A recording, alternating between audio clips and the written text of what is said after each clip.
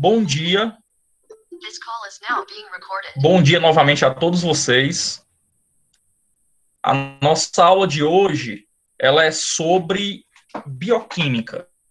Essa aula, ela é extremamente importante para que você consiga entender os outros conteúdos. Então é o seguinte, vocês estão chegando agora na escola, certo? Primeiro ano, tudo é novidade, principalmente na disciplina de biologia. Esse conteúdo aqui, ele é extremamente importante para que você consiga entender os outros assuntos de biologia. Esse assunto, ele está conectado com vários outros assuntos. Tranquilo? Então, vou explicar com calma para que você entenda. É um assunto que eu gosto e é um assunto relativamente fácil, certo? Apesar de muitos alunos acharem bioquímica um bicho de sete cabeças, mas vocês vão ver que não é. Bioquímica é tranquilo. Então, como eu disse para vocês, a bioquímica, ela estuda os compostos inorgânicos, que é a nossa aula de hoje, e também os compostos orgânicos. Então, deixa logo de cara eu dizer para vocês quais são os compostos inorgânicos que nós vamos estudar hoje. Pessoal, água e sais minerais. Então, esses dois compostos, água e sais minerais, são compostos inorgânicos. E quais são, professor, os compostos orgânicos? Serão as nossas próximas aulas. Compostos orgânicos, galerinha. A gente vai ver carboidrato, açúcar, né? Lipídio, que são as gorduras, vitaminas, proteínas e ácidos nucleicos, que são o DNA e o RNA. Então, tem 5 compostos inorgânicos que nós vamos estudar. Professor, em bioquímica a gente vê química? Sim, em bioquímica tem muita coisa de química, muita coisa mesmo. Na verdade, em bioquímica, é a química dentro da biologia. A gente vai estudar a química da célula, pessoal. As nossas células, elas são formadas de compostos inorgânicos e compostos orgânicos. Então, seu corpinho lindo e maravilhoso, ele é formado basicamente de água, sais minerais, carboidrato, lipídio, proteína, vitaminas e ácidos nucleicos. Então, esses 7 compostos, eles formam o seu corpo. Tranquilo? Claro que na aula de hoje nós vamos iniciar pela água, falando um pouco sobre as características físicas e químicas da água. Belezinha? Então vamos lá, introdução aqui sobre bioquímica. Bioquímica é a ciência que estuda a química da vida. Meus amores, observem essa palavrazinha aqui, ó. Isso aqui é um bizu. Chomps. Memorize. Chomps. Professor, o que significa essa palavra? Eu falei para vocês lá na nossa primeira aula que tudo que existe, pessoal, toda a matéria que existe é formada de átomos, inclusive os seres vivos. Nós somos formados de átomos. E os principais átomos que formam o nosso corpo são esses aqui, ó, que formam a palavra chomps, que é o carbono, o hidrogênio, o oxigênio, o nitrogênio, o fósforo e o enxofre. Então, esses compostos orgânicos, pessoal, eles representam mais de 90% do seu corpo. Então, mais de 90% do seu corpo, ele é formado por esses átomos aí, esses 6 átomos. Tranquilo? Não se esqueça. Quais são os principais átomos que estão presentes no meu corpo? Carbono, hidrogênio, oxigênio, nitrogênio, fósforo e enxofre. Certo? Forma a palavra chomps. Muito bem. Como eu já falei para vocês, aqui embaixo tem as moléculas orgânicas, que é o carboidrato. Carboidrato, para quem não sabe o que é, pessoal, é açúcar. Lipídio, que são as gorduras, as proteínas e ácidos nucleicos. Aqui ficou faltando vitaminas, e vitamina também é uma molécula orgânica. E as moléculas inorgânicas, que é a nossa aula de hoje, água e sais minerais. Tranquilo? Muito bem. Vamos que vamos, meus amores. Pronto, olhe para cá. Elementos químicos da matéria viva. Então, as nossas células, as moléculas que formam o nosso corpo, são formadas principalmente por esses elementos, que é exatamente o chomps, ó. O chomps aqui.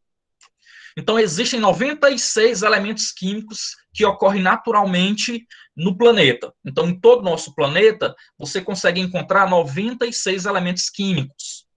Porém, somente 26 são encontrados nos seres vivos. E desses 26, os principais são chomps, né? Carbono, hidrogênio, nitrogênio, oxigênio, enxofre e fósforo. Muito bem. Aqui você tem a porcentagem, ó. Pessoal, em uma célula, a maior parte da célula, ela é formada por oxigênio. Olha aqui, ó. 65% de uma célula é oxigênio. Carbono. O carbono ele representa 18% da célula. O hidrogênio representa 10%. O nitrogênio, que é extremamente importante, representa 3%. O fósforo representa 1,2% e o enxofre representa 0,25%. Essa porcentagem ela pode mudar de célula para célula, mas é mais ou menos isso aí, certo? O nosso corpo é formado principalmente por esses elementos. Show! Olha aqui. Pessoal, antes da gente dar continuidade, deixa eu voltar aqui, ó. Pronto. Aqui eu tenho moléculas orgânicas, que vocês já sabem quais são. Moléculas orgânicas, carboidrato, lipídio, proteínas, vitaminas e ácidos nucleicos. E tenho moléculas inorgânicas, que são água e sais minerais. Agora, o que é que diferencia um composto orgânico de um inorgânico? Na aula de química, a Silvani vai perguntar isso para vocês. A Silvani vai perguntar o que é um composto orgânico, o que é um composto inorgânico. Então, eu vou ensinar para vocês agora de forma bem simples. Pessoal, composto orgânico vai apresentar uma cadeia longa de carbono. Então, você olha para uma molécula, se ela tiver uma cadeia longa de carbono e hidrogênio, esse composto é orgânico, ok? Se não tiver uma cadeia longa de carbono e hidrogênio, aí vai ser inorgânico. Deixa eu dar um exemplozinho aqui. Por exemplo, a água, H2O. Essa é a molécula da água. Essa, com certeza, é a molécula mais famosa da química, né? E também é uma das moléculas mais famosas que a gente conhece. H2O, a água. Observe que não tem carbono, pessoal. Então, como não tem carbono, é uma molécula inorgânica. Deixa eu colocar outra molécula aqui, ó. C6H12O6. Guardem no coração de vocês essa molécula aqui. C6H12O6. Professor, que molécula é essa? É a glicose, é um açúcar. Guardem no coração de vocês. Observem, pessoal, que agora eu já tenho uma cadeia longa de carbono. Eu vou ter 6 carbonos e eu vou ter 12 hidrogênios. Então, tu conclui que a glicose, que é um carboidrato, que é um açúcar, a glicose é uma molécula orgânica. Fui claro aí? Fui claro, vocês conseguiram entender? Então, tu olha para a molécula. Se ela tiver uma cadeia longa de carbono e hidrogênio, é uma molécula orgânica. Se não tiver uma cadeia longa de carbono e hidrogênio, é inorgânica. Muito bem. Agora, tomem cuidado com uma coisinha, ó. Deixa eu colocar aqui para vocês. Tem essa molécula aqui, ó. O famoso gás carbônico. O famoso gás carbônico. CO2. Aí o que acontece? O aluno olha para o CO2, ele vê aqui um carbono. Aí ele pensa o seguinte, bem, o gás carbônico tem carbono, então o gás carbônico é uma molécula orgânica. Não, de jeito nenhum. Preste atenção na definição. Molécula orgânica tem que ter uma cadeia longa de carbono e hidrogênio, o que não ocorre no gás carbônico. O gás carbônico, ele é uma molécula inorgânica. Tranquilo, pessoal? Então, vamos lá. Toda molécula orgânica tem carbono, mas nem toda molécula que tem carbono é orgânica. Tranquilo? Tem que ter uma cadeia longa. Eu estou falando muito rápido. Pessoal, é porque tem muito conteúdo para ser trabalhado na aula de hoje, né? Eu compilei. Normalmente é uma aula para falar sobre água e outra aula para falar sobre sais minerais. Eu juntei as duas, por isso que eu estou falando rápido. Depois você pode ir lá no canal do YouTube e ver com mais calma, né? Você pode colocar até o vídeo mais lentamente ou mais rápido, se preferir. Beleza? Então vamos lá. Observe esse gráfico aqui. Vou tentar falar de forma mais pausada, certo? Vamos lá. Observem, pessoal, esse gráfico. Isso aqui, com certeza, vocês já ouviram falar. Aqui o que é que eu tenho? Principais substâncias presentes na matéria viva.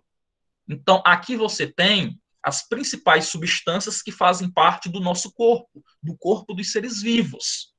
Eu tenho água, sais minerais, carboidrato, lipídio, proteínas, vitaminas e ácidos nucleicos. Agora, olha a porcentagem. Pessoal, no corpo de qualquer ser vivo,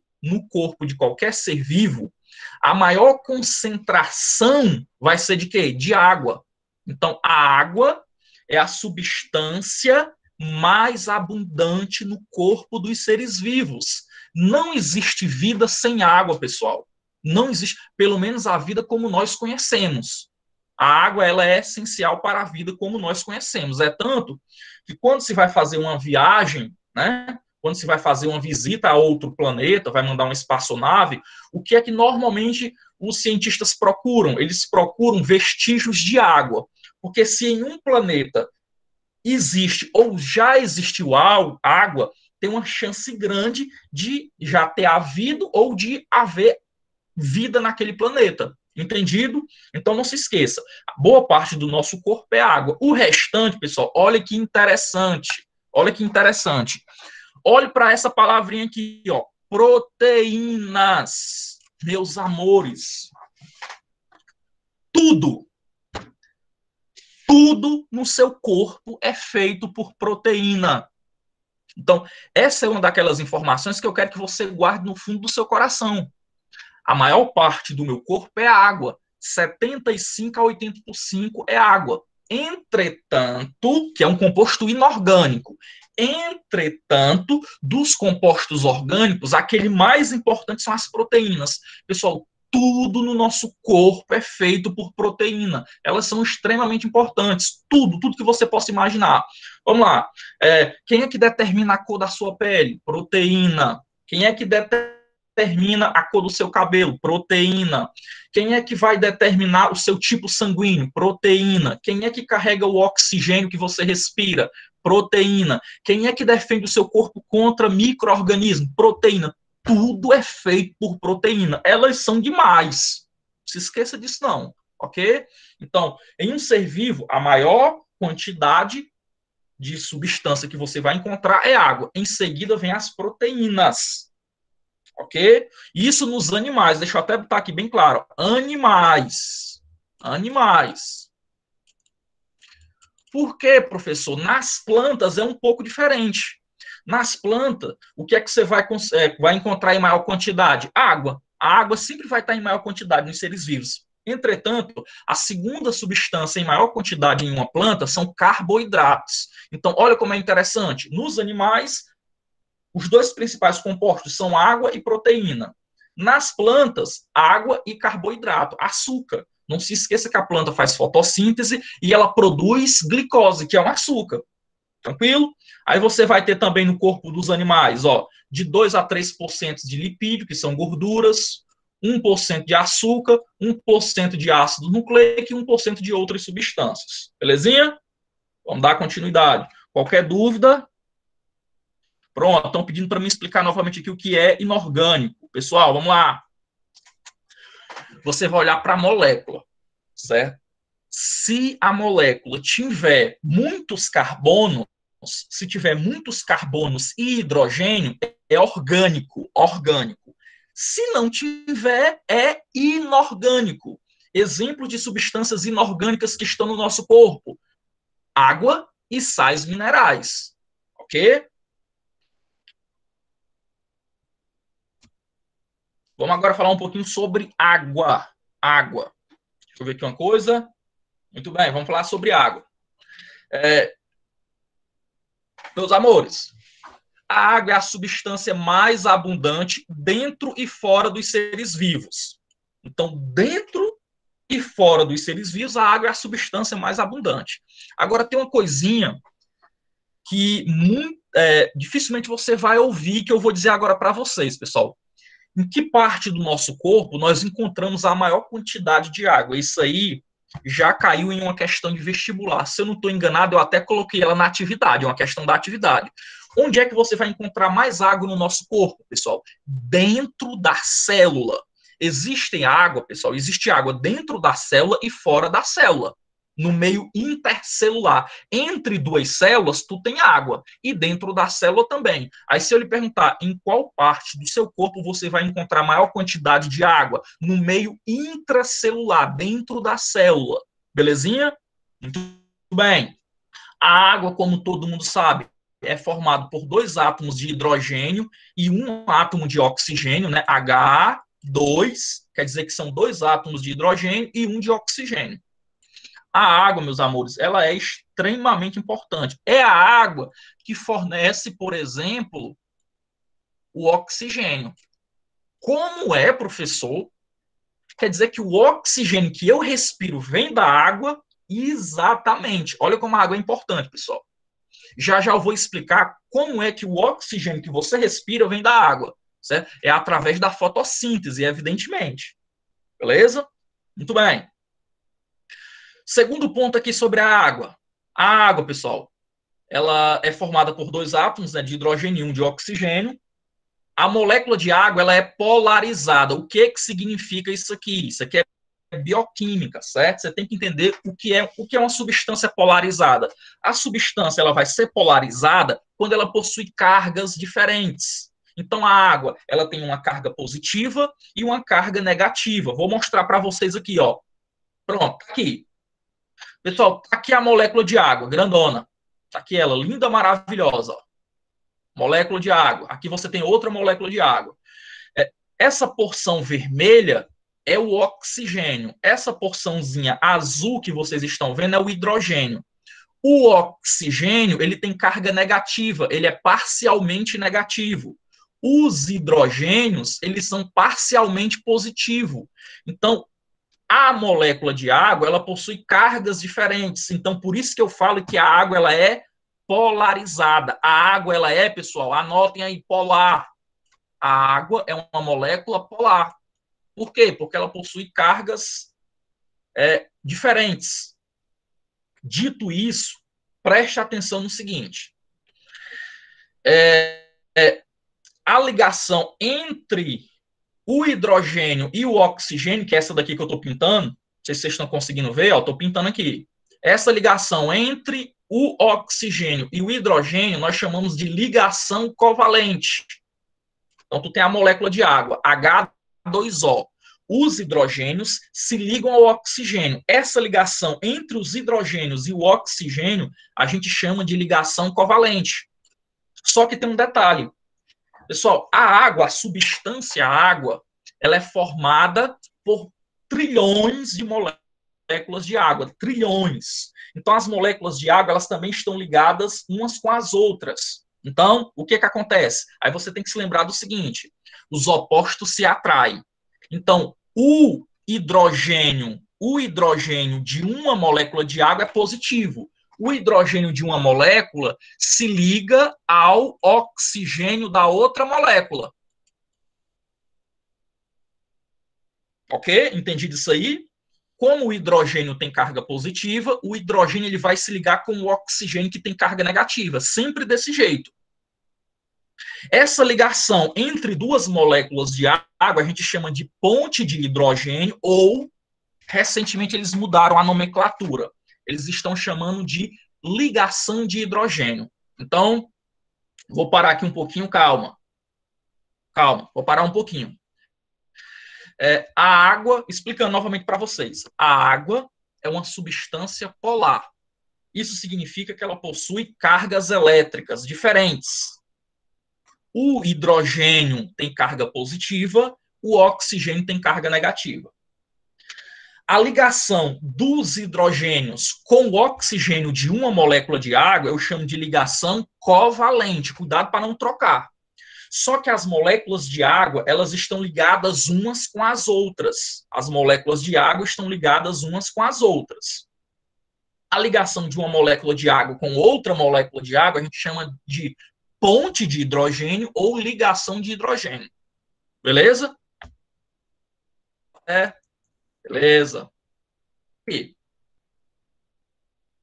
pronto, pontes de hidrogênio. As pontes de hidrogênio são fortes. Guarde essa informação aí, pessoal. Pontes de hidrogênio são fortes ligações que o hidrogênio realiza com os seguintes átomos: flúor, oxigênio e nitrogênio. No caso da água, a ponte de hidrogênio, ela ocorre entre o hidrogênio e o oxigênio. É uma ligação muito forte, pessoal. Guardem essa informação. Pronto. Olha para cá. Olha para cá. Pessoal, uma molécula de água, ela se liga a 4 outras moléculas. Observem aqui na imagem. Então, uma molécula de água se liga a outras 4.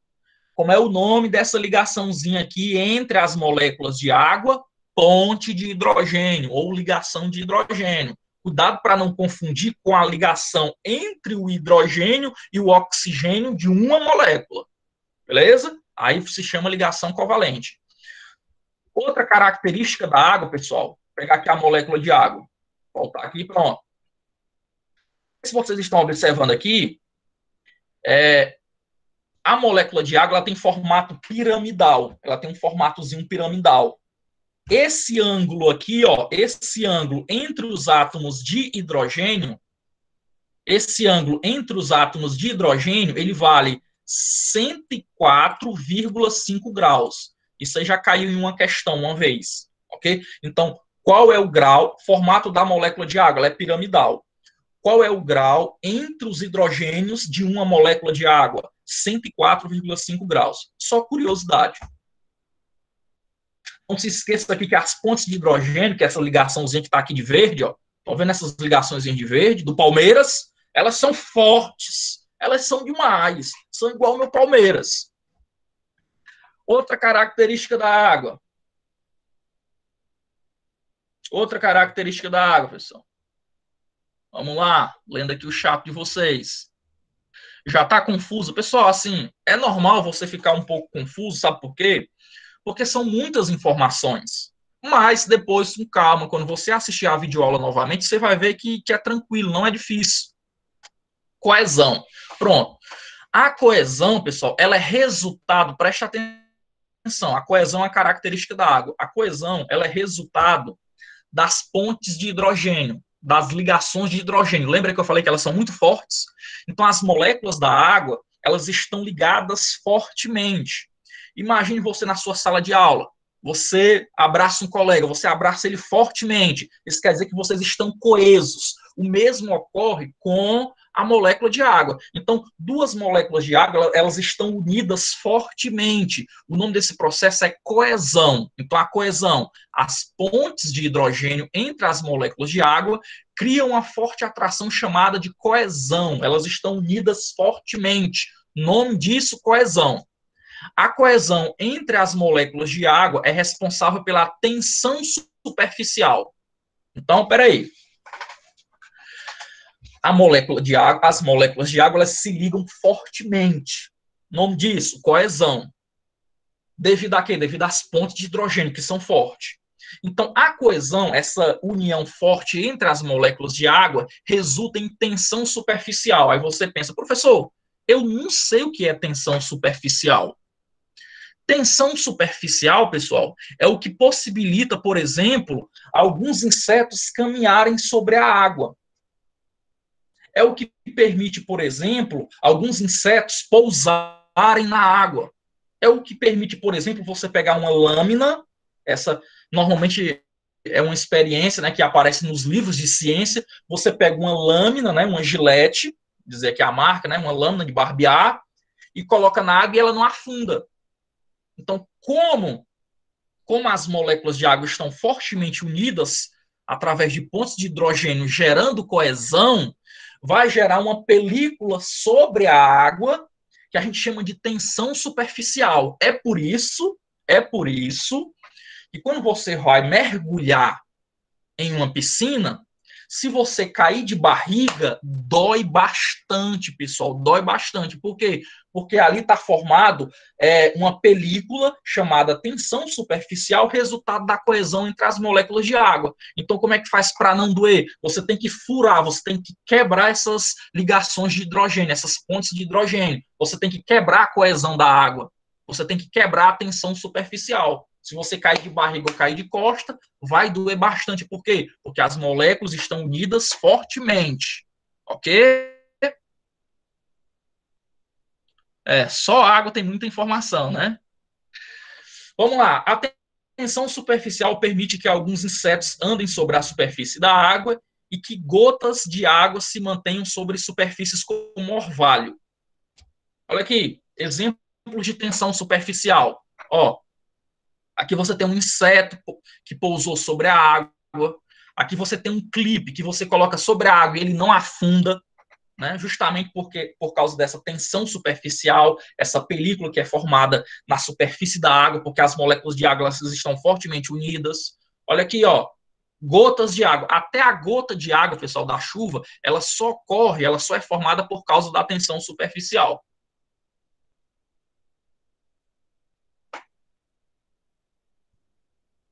Adesão. Adesão aqui é outra coisa, certo? Vou beber aqui um pouquinho de água. Pera aí.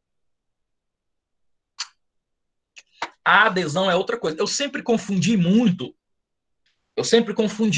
coesão, tensão superficial, adesão. Sempre confundi, mas é fácil. É fácil, pessoal. Coesão é aquela força que existe entre as moléculas de água. Elas estão fortemente unidas. Por quê? Ponte de hidrogênio. Essa união, essa coesão entre as moléculas de água possibilita a formação de uma película sobre a superfície da água, tensão superficial. A adesão é a capacidade que a água tem, pessoal, de se fixar a outras substâncias. Ok? Por exemplo, você pega um papel, aí você coloca um pouco de água em cima do papel, com pouco tempo a água está se espalhando sobre o papel. Por quê? Porque a água ela consegue se aderir ao papel. Entendido? Então, as moléculas de água também podem aderir a outras substâncias polares. O nome disso, adesão. Agora, ó, essa atração é denominada adesão. A adesão permite que a água molhe materiais como o papel e o algodão. Então, a água ela consegue se aderir a outras substâncias. Então, quando tem duas moléculas de água unidas fortemente, uma com a outra, coesão. A coesão na superfície da água gera a tensão superficial, é uma películazinha que é dura de ser rompida. A adesão, pessoal, é quando a água se fixa, né? Se adere a outras substâncias. Agora vamos lá, tem uma informação que eu quero aqui falar para vocês. A água não adere a moléculas apolares. Então, calma aí. Só para um pouquinho de escrever no chat, para um pouquinho, olhem para mim. Outra informação que você vai guardar aqui, ó. Coração. Pessoal, a água é uma molécula polar. Lembra? A água, ela possui cargas diferentes. Oxigênio, carga negativa, hidrogênio, carga positiva. Então, a água é uma molécula polar. Guarde no seu coração. Semelhante dissolve semelhante. Isso vai servir para a sua vida toda, inclusive na disciplina de química. Semelhante só vai dissolver semelhante. Então, como a água é uma molécula polar, a água ela só dissolve moléculas também polares. Então, para você saber se uma molécula é polar ou não, é só você ver se a água consegue dissolver essa substância. Por exemplo, sal, cloreto de sódio, NaCl. Se você colocar dentro da água, né, e mexer, a água consegue dissolver o sal? Sim. O que isso significa? Que o sal, o NaCl, assim como a água, ele é uma substância polar. Pessoal, ó, o sal, né, o NaCl, o cloreto de sódio, quando em contato com a água dissolve o sal. O que significa dissolver? A água ela quebra, ela separa os átomos do sal. Ao separar, ó, o Na, que é o sódio, vai ficar com carga positiva, e o cloro fica com carga negativa. Então, observe que o cloreto de sódio, o sal de cozinha, é uma molécula polar. Ele tem carga positiva e carga negativa. O mesmo ocorre com o açúcar, pessoal. A água dissolve açúcar. Isso quer dizer que o açúcar é uma molécula polar. Então, de novo, semelhante dissolve semelhante. Uma molécula polar só dissolve uma molécula, outra molécula também polar. Uma molécula apolar, olha aqui embaixo, uma molécula apolar, ela só vai dissolver outra molécula que também é apolar. Então, se você pegar a água que é polar com uma substância apolar, a água vai dissolver? De jeito nenhum. É o que acontece, por exemplo, com o óleo. Quando você está cozinhando lá na sua casa, né? Você está cozinhando, sua mãe coloca óleo na panela. O óleo, pessoal, ele não se mistura com a água, ele fica boiando. Por que o óleo não se mistura com a água? Porque o óleo é uma substância apolar. Lipídio, gordura são substâncias apolares. Entendido? Muito bem. Vamos para o próximo. Não entendendo o que faz a molécula ser polar ou apolar, ela ter carga. Se a molécula tiver carga positiva e negativa, ela é polar. Ó, pessoal, você pegar uma pilha, né? Aqui está fechado. Pilha do controle. Você pegar uma pilha, vai ter um sinalzinho de mais e um sinalzinho de menos. A pilha, ela é polar. Ela tem dois polos. Ela tem um polo positivo e um negativo. Uma molécula vai ser polar se ela tiver dois polos também. Tem um positivo e um negativo. A água tem um polo positivo e um negativo. Ela é polar. Uma substância que não tem dois polos, ela é apolar. O A significa não. Quer dizer que ela não tem polos.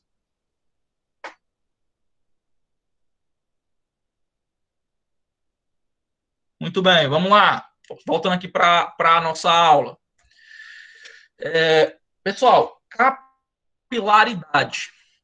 Como eu odiava isso aqui, meu Deus do céu. Mas é bem tranquilo. Capilaridade. Pessoal, se você pegar um recipiente com água, aí você coloca aqui um canudo aqui, né? Essa água, ela tende a subir nesse canudo. Ok? É o que acontece mais ou menos. Você pega uma mangueira, você pega a mangueira, coloca dentro de um balde com água, aí você chupa, aí solta. Aí a água ela fica descendo sozinha. Você nunca se perguntou por que aquilo ali acontece, não? Por causa da capilaridade. Isso aqui é importante, pessoal. Isso aqui é importante porque é através da capilaridade que a água ela consegue subir nas plantas. Imagina uma planta de 30 metros, né? Tem planta que tem até mais. Aí vamos lá, uma planta de 30 metros. Como é que a água que está no solo, ela consegue subir até as folhas dessa planta? Através da capilaridade. Para entender a capilaridade, você tem que entender a adesão, lembra? E a coesão. Então, entendendo a adesão e a coesão, você vai entender a capilaridade.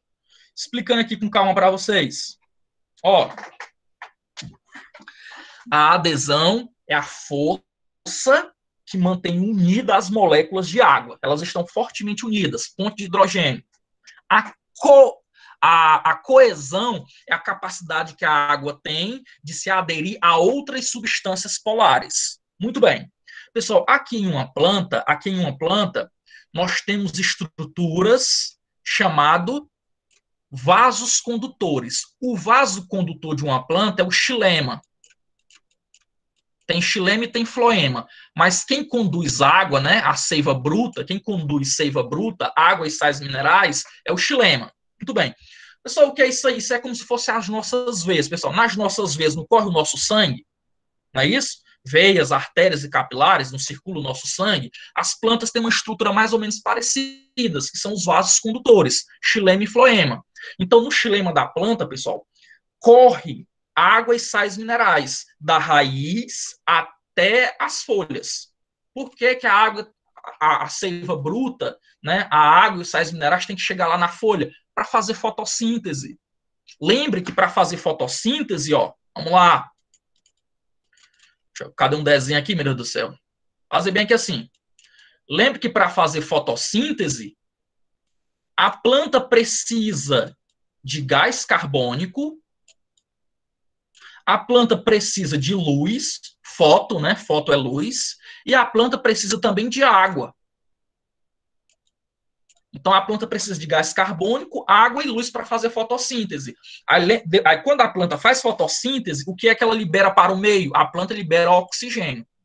Os alunos normalmente confundem. Por quê? Como a planta absorve gás carbônico, ó, CO2, como a planta absorve gás carbônico e libera oxigênio, o aluno cabeçudo, né, o cabeçudo, não é o caso de vocês, o aluno cabeçudo, ele acha que esse oxigênio veio do gás carbônico, e não. O gás carbônico que as plantas liberam na fotossíntese, eles vêm da água. Então, a água tem que chegar até as folhas, porque é nas folhas que ocorre a fotossíntese.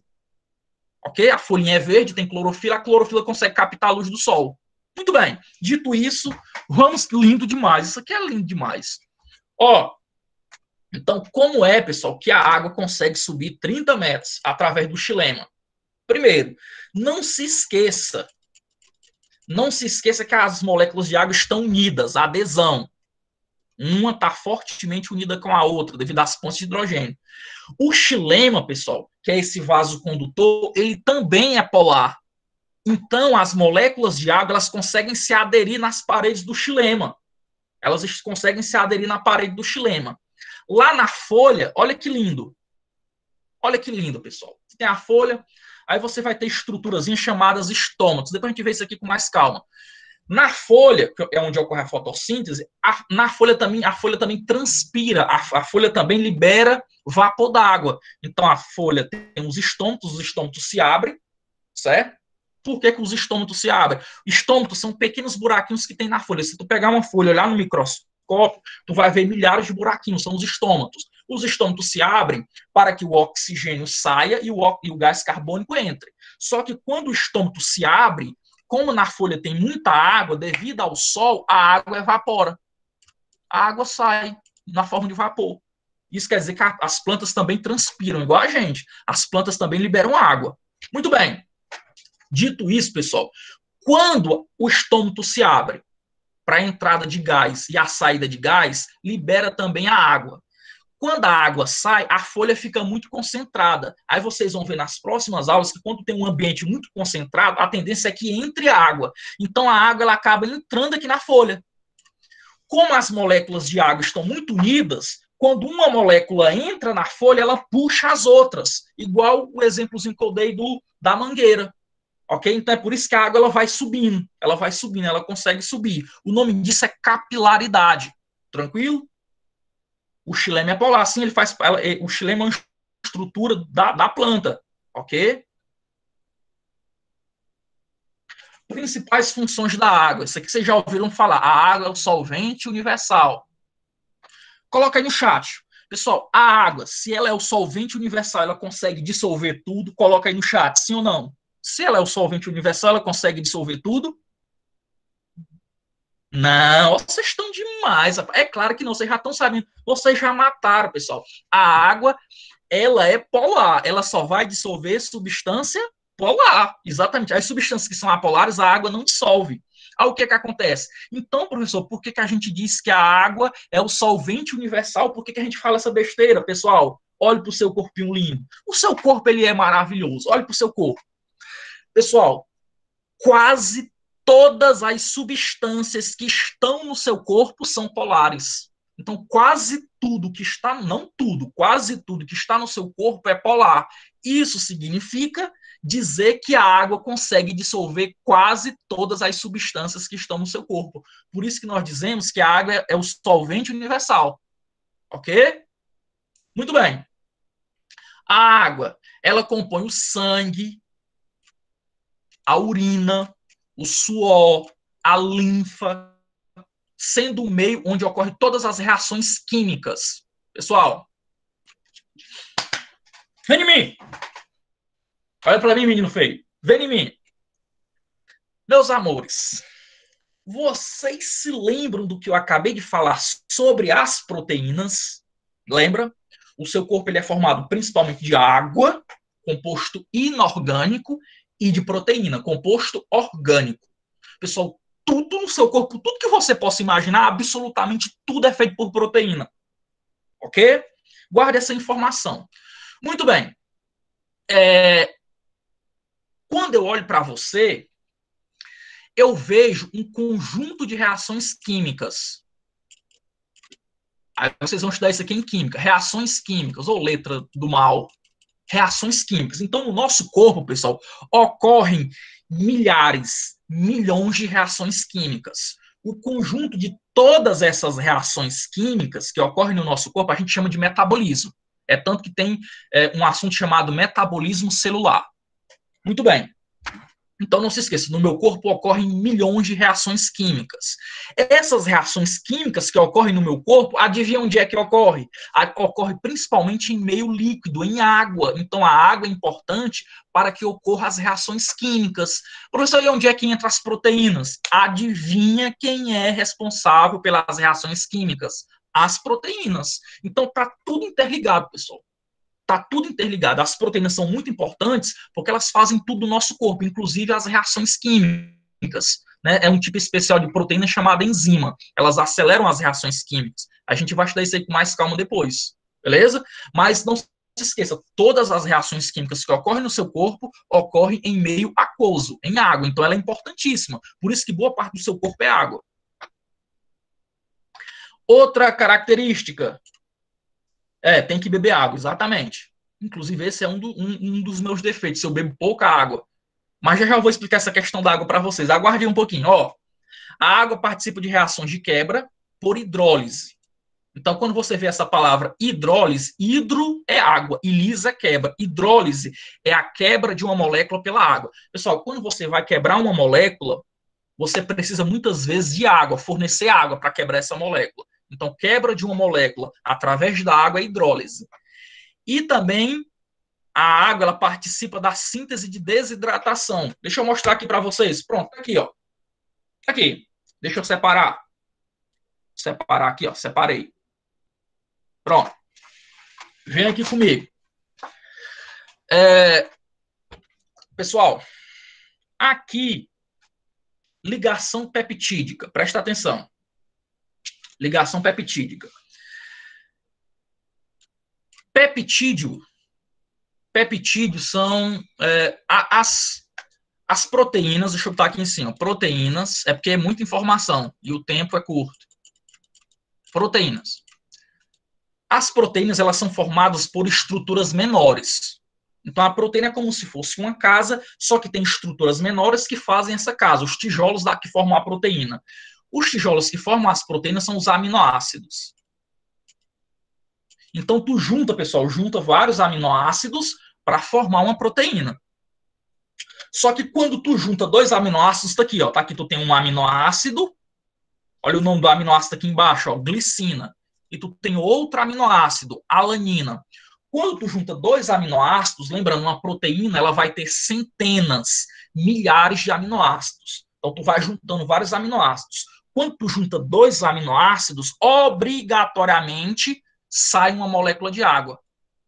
Sai água, H2O. O nome desse processo é síntese por desidratação. Presta atenção. Por que síntese? Porque eu estou produzindo. Síntese em biologia, memorize. Síntese em biologia significa produzir. Então, sempre que eu falar em síntese, eu estou produzindo. Síntese de proteína, estou produzindo proteína. Síntese de carboidrato, estou produzindo carboidrato. Então, aqui está ocorrendo uma síntese por desidratação. Síntese, porque eu estou produzindo uma proteína, estou juntando dois aminoácidos, estou formando aí um peptídeo glicano. Aliás, estou tendo uma ligação peptídica, perdão. Então, síntese porque eu estou ligando duas moléculas. E desidratação porque eu estou perdendo água. Pessoal, isso sempre ocorre na maioria das vezes. Quando você vai sintetizar uma substância, você acaba perdendo água. Só que o contrário também pode ocorrer. Então tá aqui, ó. Juntei os dois, ó. Isso aqui é o resultado, olha para cá. Essa molécula aqui maior é resultado da junção dessas duas. Juntei as duas, sai uma molécula de água, desidratou. Aí tenho agora essa molécula maior aqui, um dipeptídeo. Pessoal, se eu quisesse separar eles, o que eu tinha que fazer? Coloca aí no chat. Se eu quisesse separar esses dois peptídeos, o que eu tinha que fazer? Se para juntar eu perdi água, para me separar, eu tinha que fornecer água. Aí, quando eu forneço água para separar duas substâncias, eu estou tendo uma hidrólise. Então, voltando aqui, ó, hidrólise. Hidrólise é quando tu separa duas substâncias porque tu forneceu água. Síntese por desidratação é quando tu junta duas substâncias e sai uma molécula de água. Beleza? Pessoal, eu vou dar uma agilizada porque o nosso tempo realmente está... Vou dar uma agilizada aqui, ok? Vamos lá, ainda tem sais minerais. Não vai demorar demais. Eu não queria passar de 11h30 de jeito nenhum. Vamos lá. Moderador térmico. A água é um moderador térmico. O que significa, pessoal? A água, ela mantém a nossa temperatura corporal. Ó, a nossa temperatura corporal, pessoal, é 36 graus, 36,5 mais ou menos, certo? Então, a nossa temperatura corporal, ela é mais ou menos 36, 36,5. E nós mantemos a temperatura do nosso corpo constante. Qual é a temperatura do seu corpo agora, se você não tiver com febre? 36,5. Se você for lá para o deserto do Saara, onde as temperaturas chegam a 50 graus Celsius, lá no deserto do Saara, a sua temperatura vai ser 36,5. Se você for lá no Polo Norte, onde as temperaturas chegam abaixo de 20 graus Celsius, lá no Polo Norte a sua temperatura vai ser 36,5. Por que que nós conseguimos manter a temperatura do corpo constante? Pessoal, por causa da água. O nosso corpo ele é formado principalmente por água. Então, a água, ela tem o que a gente chama de calor específico alto. O calor específico da água é muito alto. As outras substâncias, vocês podem ver depois, que as outras substâncias, ela tem um calor específico muito menor. Então, não se esqueça, a água, ela tem um calor específico alto. Vale 1. Por isso, a água, ela é um moderador térmico, ela mantém a nossa temperatura constante. Aí deixa eu explicar com mais calma para vocês. Pessoal, a água, como ela tem um alto calor específico, ela demora mais tempo para aumentar a temperatura e ela demora mais tempo para diminuir a temperatura. Eu vou provar para vocês. Quem mora na praia já deve ter percebido isso. Ó, na praia. Se você for na praia mais ou menos 8 horas da manhã, a areia já está quente. Em um dia de sol, 8 horas da manhã, a areia está quente. A água, se você entrar para dar um mergulho, a água, pessoal, ainda vai estar fria, gelada. Por quê, professor? Porque a água tem um calor específico maior. Então, a água ela demora mais tempo para aumentar a temperatura dela, ao contrário da areia, que tem um calor específico menor. Entendido? À noite, isso aqui se inverte. Se você for umas 6 horas da noite na praia, 6 horas, a areia vai estar bem friazinha e a água do mar vai estar morna, porque ela demora, porque ela passou o dia inteiro acumulando calor, aí quando chegar à noite ela vai demorar tempo para perder aquele calor. Entendido? Então a água ela demora muito tempo para variar a temperatura, por isso que nós conseguimos manter a temperatura corporal constante. Isso é lindo, isso é maravilhoso. Ó, me diga uma coisa, ter febre. Todo mundo aqui já teve febre. Ter febre é algo bom ou algo ruim? O que vocês acham? Febre é algo bom ou algo ruim? Ter febre, pessoal, é maravilhoso. Pelo amor de Deus, ter febre é maravilhoso. A febre é uma defesa do seu corpo. O que acontece? Agora vocês vão entender por que você tem febre, menino feio. O que acontece, pessoal? Quando o seu corpo é invadido por um micro-organismo, como, por exemplo, um vírus, uma bactéria, então seu corpo é invadido por esses seres. O que acontece? Imediatamente, existem células no seu corpo que vão atacar esses micro-organismos. São as células de defesa, são os glóbulos brancos. Só que nem sempre os glóbulos brancos conseguem controlar a infecção. Aí o seu corpo reage. O seu corpo reage para matar esse rapazinho. Aí o que seu corpo faz? Aumenta a temperatura do seu corpo. Aí a sua temperatura vai lá para 39, 40 graus Celsius. E por que isso acontece, professor? Porque esses seres aqui, pessoal, vírus e bactérias, eles não toleram temperaturas elevadas. Então, quando tu aumenta a temperatura, é porque o teu corpo está matando o vírus e a bactéria. Ok? Professor, por que o vírus e a bactéria morrem? Ó, lembra do que eu falei? Proteína. proteína, pessoal. Tudo no seu corpo é proteína. Tudo no corpo dos outros seres vivos é proteína também. Então, se tu aumenta a temperatura, o que acontece com as proteínas? Elas param de funcionar. Aumentei a temperatura, para de funcionar. Então, se um vírus, uma bactéria, devido à temperatura elevada, as suas proteínas pararem de funcionar, ele vai morrer.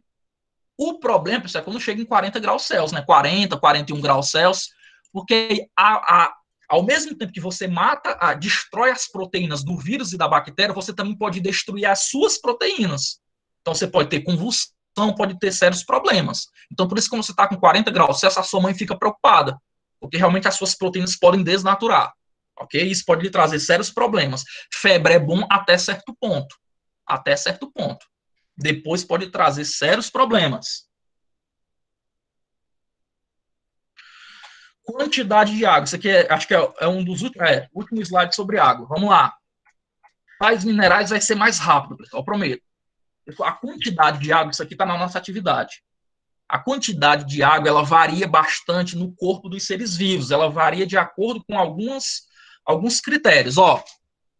Então, conforme a espécie. Então, dependendo do ser vivo, dependendo da espécie, tu pode ter mais água no corpo daquele ser vivo ou menos água. Aí aqui eu coloquei um exemplo, A água viva, né, que está na praia, né, que inclusive gera alguns acidentes com os banhistas, né, causa queimadura nos banhistas. A água viva, pessoal, 95% do corpo dela é de água, por isso água viva. O ser humano, 70%. Então, seu corpinho lindo aí, mais ou menos 70% dele é água. Só que a água, ela também pode variar conforme a idade. Isso aqui vocês não sabiam. Isso aqui vocês não sabiam. Um feto, você pega um feto. Um feto, pessoal, 94% do feto é água. Um bebê, o seu irmãozinho aí que tem alguns meses de vida, o bebê, ele pode ter 85% a 90% de água. Um adulto, 70%. É o caso de vocês, é o meu caso, 70% de água. Um idoso chega a ter 60%. Isso aqui também está relacionado com sentir sede, pessoal. Com o passar do tempo, a gente vai sentindo menos sede, acredita? Então, um idoso, ele sente menos sede do que a gente. Por quê? Porque a quantidade de água no corpo dele é menor. Então, por favor, dê água para os avós de vocês, ok? Não deixa o velhinho desidratar, não, pelo amor de Deus, porque ele costuma não sentir muita sede. Então, constantemente tem que dar água para os senhores de idade, para as senhoras. Muito bem, dito isso, quer ver Vou dar um exemplo aqui para vocês como a quantidade de água realmente varia com a idade. Pessoal, se você pegar um nenenzinho, um bebê, o seu irmãozinho aí, seu irmãozinho de 11 meses, você pega a perna do bebê e coloca na cabeça dele. Pessoal, ele vai conseguir colocar o dedinho do pé na cabeça sem problema nenhum, vai ficar rindo, né? Porque ele tem muita água no corpo. O corpo dele é mais maleável. Se você pegar a perna do seu avô e colocar na cabeça, você arranca a perna do seu avô. Não faça isso não, pelo amor de Deus. Certo? O corpo dele já está mais seco, com a menor quantidade de água. Continuando. A quantidade de água nos seres vivos ela também pode variar de acordo com o tecido, pessoal, de acordo com a atividade metabólica. Então, deixa eu explicar para vocês aqui. Atividade metabólica. Quanto maior o metabolismo de uma célula, maior é a quantidade de água naquela célula. Professor, o que é metabolismo? É reações químicas. Professor, pessoal, onde é que ocorre uma reação química? Na água. Então, quanto mais reações químicas ocorrerem em uma célula, mais água ela vai ter. Entendido? Por exemplo, até coloquei aqui, um neurônio. Nosso neurônio ocorre muitas reações químicas. 90% do neurônio é água. Você pega a dentina, que é uma célula do dente, tem poucas reações químicas, apenas 12% é água. O músculo, 83% é água, os rins, 60%, e aí vai. O nosso osso, de 30% a 40% é de água. Vamos lá. Agora os sais minerais. Agora aqui, pessoal, eu vou ter que dar uma agilizada, certo? Eu queria terminar o mais rápido possível. Vamos dar uma agilizada. Sais minerais. Depois lê o slide, assista novamente a nossa aula lá no canal. Sais minerais, compostos inorgânicos também, são ingeridos na alimentação. Pessoal, o nosso corpo não consegue produzir sais minerais. Nós não conseguimos produzir os sais minerais, nós temos que ingerir. E são formados por íons solúveis e insolúveis. Os sais minerais, eles são classificados em dois tipos: macronutrientes e micronutrientes. Aí, pelo nome, você já deve ter uma noção do que significa. Macro é algo grande, micro é algo pequeno. Então, macronutrientes são aqueles sais minerais que você precisa em grandes quantidades. Micronutrientes são aqueles sais minerais que você precisa em quantidades menores. Olha aqui, ó. Macronutrientes necessitam ser ingeridos em quantidades superiores a 100 miligramas por dia. 100 miligramas por dia. Não é 100 gramas, não, é 100 miligramas, certo? Parece muito, mas é pouco. Os micronutrientes são aqueles que você necessita em quantidades inferiores a 20 miligramas, é menos ainda. Exemplo de macronutrientes, aqueles que a gente precisa em maior quantidade no nosso dia a dia: o cálcio, o fósforo, o sódio, o potássio, o cloro, e aqueles que a gente precisa, só que em uma quantidade um pouco menor: ferro, iodo, flúor e magnésio. Tranquilo? Pessoal, eu estou tentando ler aqui o chat, mas vocês estão escrevendo demais, pelo amor de Deus. Algumas coisas acabam passando batido. Ferro, olhe para cá. Como é que memoriza? Estudando, lendo. Pessoal, ferro. Componente da proteína hemoglobina e mioglobina, responsável pelo transporte dos gases pelo corpo. Olhe para cá, pessoal. Nós respiramos oxigênio. O oxigênio ele chega até o nosso sangue. No sangue, quem carrega o oxigênio até as nossas células é uma célula chamada hemoglobina, ou glóbulo vermelho. Sem ferro, você vai ter dificuldade de formar hemoglobina, consequentemente, você não vai carregar o oxigênio até as células, você não vai conseguir quebrar os nutrientes, não vai ter acesso à energia e vai ficar fraco. Onde você pode encontrar esse sal mineral? Você vai encontrar ele principalmente em fígado, gema do ovo, em feijão. É importante também você cozinhar preferencialmente em panelas de ferro, porque o ferro que está presente na panela de ferro, ele acaba passando para os alimentos. Professor, e o ferro que está na panela é o mesmo ferro que eu preciso? É o mesmo ferro. Tranquilo? Vamos dar uma agilizada, pessoal. Cálcio. O cálcio ele atua na formação de ossos e dentes, age na coagulação sanguínea e na contração muscular. Então, o cálcio, normalmente a gente imagina que ele é importante apenas para os ossos e para os dentes. Não, pessoal, o cálcio, ele também é importante para a coagulação sanguínea e para a contração muscular. Tu só consegue contrair e relaxar graças ao cálcio. E você, quando tem um ferimento, o ferimento ele só se fecha graças também ao cálcio, ok? Ele faz a coagulação sanguínea. Carência de cálcio, ele vai causar deformação nos ossos e enfraquecimento dos dentes. Onde é que eu vou encontrar cálcio? Principalmente no leite e nos derivados. Muito bem. Pessoal, quando você se alimenta desses alimentos aqui ricos em cálcio, o cálcio ele é armazenado nos seus ossos, ok? Então não se esqueça disso não. Os nossos ossos, eles também são importantes porque eles armazenam cálcio no formato de bicarbonato de cálcio. Então, quando você precisa de cálcio para fazer a coagulação sanguínea, para fazer contração muscular, o cálcio ele é retirado dos seus ossos. Olha que interessante. Então, a carência de cálcio, como o cálcio ele está constantemente sendo retirado dos teus ossos, a carência de cálcio pode deixar os teus ossos fracos. Porose, né? É uma doença chamada osteoporose. Fosfato. Formação dos ossos e dentes também, igual o cálcio, só que o fosfato ele é importantíssimo para a constituição dos ácidos nucleicos e para a molécula de ATP. Pessoal, DNA e RNA e ATP são moléculas que precisam de fosfato, ok? Precisa de fósforo. Carência, maior ocorrência de fraturas e atrofia muscular. Onde é que eu vou encontrar o fosfato? Carne vermelha, peixes, ovos, queijos e cereais. Magnésio. O magnésio, pessoal, ele é importante para as plantas. Vocês vão ver por que ele é importante para a planta. Já, já. Vamos lá.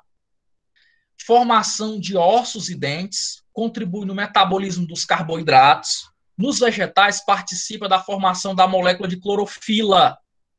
Então, ó, as plantas fazem fotossíntese, elas captam a luz do sol. Como? Através da clorofila. A clorofila, pessoal, ela tem uma certa quantidade de magnésio. Então, a planta só vai ter clorofila se ela tiver esse sal mineral aqui, magnésio. Beleza? Carência nos vegetais determina a clorose, né? A planta, ela perde a cor verde. Fontes, algas, tu vai ter magnésio, folhas verdes, frutas cítricas. Sódio, cloro e potássio. Importância, balanço de distribuição de água no organismo, passagem de impulsos nervosos, também importante. Ó, o sódio e o potássio tem uma coisinha que a gente vai estudar mais na frente, chamada bomba de sódio e potássio. Bomba de sódio e potássio. Por que a bomba de sódio e potássio é importante? Porque ela é responsável pelos nossos impulsos nervosos. Ok? Carência desses sais minerais, diminuição da atividade muscular, inclusive a do coração. Fontes de sódio, cloro e potássio: ervilhas, lentilhas, espinafres, banana e tomate. Pessoal, o cloro e o sódio, eles são responsáveis também pela manutenção do nosso equilíbrio osmótico. Então, o cloro e o sódio, ele determina a quantidade de água que fica dentro e fora da célula. Ele mantém o nosso equilíbrio osmótico. Iodo, aqui tem uma curiosidade, estou terminando, estou indo rápido porque realmente a gente já passou do horário. Tem a frequência já, pessoal. O iodo é parte integrante dos hormônios da glândula tireoide. A glândula tireoide, ela fica aqui, pessoal, na traqueia, certo? A glândula tireoide, ela fica bem aqui assim. Na ausência de iodo, vai surgir uma doença chamada bócio ou papo. A glândula tireoide, se você se alimenta com uma alimentação pobre em iodo, a sua glândula tireoide, ela vai inchar. Surge uma doença chamada bócio ou papo, pessoal. Ok? Normalmente, como é que eles fazem para curar essa doença? Pode ter cirurgia ou uma alimentação rica em iodo, a glândula pode voltar ao normal. Então, inchaço da glândula tireoide. Onde é que eu vou encontrar iodo? Agrião, alcachofra, alface, alho, cebola, peixes e sal iodado. Pronto, é isso aqui que eu queria falar para vocês. O sal de cozinha que vocês comem todo dia, pessoal, sal de cozinha, você bota na comida. O sal de cozinha, ele não tem apenas NaCl, não é só cloreto de sódio, não. O governo criou uma lei e obrigou todas as empresas a aderir ao cloreto de sódio também iodo. Então, quando você coloca sal na comida, você também está colocando iodo. Por quê? Porque antigamente, principalmente em certas regiões do Nordeste, era muito comum as pessoas terem isso aqui devido à ausência de iodo. Olha aí, ó. Isso aí é o bócio ou papo. Olha que doença esquisita, pessoal. A glândula tireoide fica inchada. Isso aqui ocorria principalmente na região, em algumas áreas da região Nordeste, porque as pessoas tinham uma alimentação pobre em iodo. Então, devido à carência de iodo, a glândula cresce. Tranquilo? Esse bócio, ele é chamado também de bócio endêmico, porque ele ocorria principalmente no Nordeste brasileiro. Aí aqui é um resumozinho sobre os sais minerais, depois vocês, por favor, leem, ok? Só que antes de terminar, só duas informações que eu acabei esquecendo por causa da agilidade. Pessoal, o ferro. Normalmente, quando você se alimenta de um alimento rico em ferro, você consegue absorver apenas 10% do ferro. Professor, como é que eu faço para aumentar essa absorção de ferro no meu corpo? O ideal é que você ingira esses alimentos ricos em ferro com vitamina C. Vitamina C. Então, é por isso que, normalmente, quando você está comendo feijoada, feijão é rico em ferro. Quando você está comendo feijoada, você chupa laranja. A laranja é rica em vitamina C. Então, a vitamina C, pessoal, ela aumenta a absorção de ferro pelo nosso corpo, podendo chegar a 50%. Então, olha que interessante.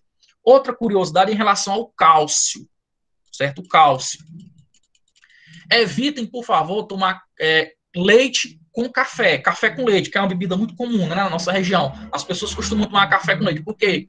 O café, ele impede a absorção do cálcio. Então, você precisa de cálcio. No leite tem cálcio, mas se tu toma leite com café, o café ele acaba dificultando a absorção de cálcio pelo teu corpo. Tranquilo? Outra curiosidade, pessoal, é em relação à carne vermelha, né? Carne rica em proteína, mas vamos lá, carne vermelha. As células cancerígenas, elas adoram ambientes com pH alto, certo? Quando tu come uma carne vermelha deixa o teu pH alto. Então, a carne vermelha ela tem essa característica, ela deixa o pH alto. E daí, professor? Para que o pH volte ao normal, o que, que o nosso corpo faz? O nosso corpo ele vai lá nos ossos, retira o bicarbonato de cálcio para deixar o pH na quantidade ideal. Então, o consumo de carne vermelha também aumenta, pessoal, problemas em relação ao cálcio, certo? E é isso.